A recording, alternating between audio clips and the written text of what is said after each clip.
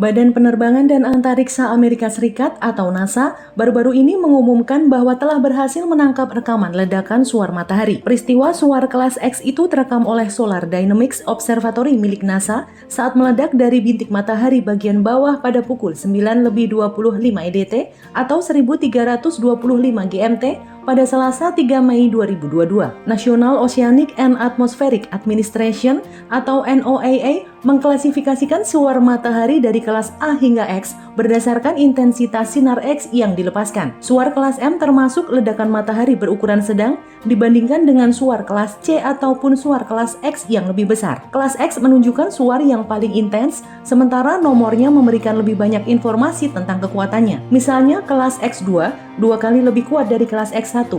Sementara kelas X3 3 kali lebih intens dan seterusnya. Dilansir dari Life Science pada Kamis 5 Mei 2022, ledakan suar yang terjadi pada awal pekan ini termasuk kelas X1.1. Fenomena ini juga suar matahari paling kuat ketiga sepanjang 2022. Radiasi berbahaya dari ledakan suar matahari, kata NASA, tidak dapat melewati atmosfer bumi dan berdampak pada manusia. Akan tetapi intensitas ledakan yang sangat kuat mampu mengganggu sinyal GPS maupun alat komunikasi lainnya. Ketika ledakan di bintik atau permukaan matahari mencapai bumi, sinar X serta radiasi ultraviolet yang dihasilkannya dapat mengganggu sinyal di bumi dan menyebabkan pemadaman radio.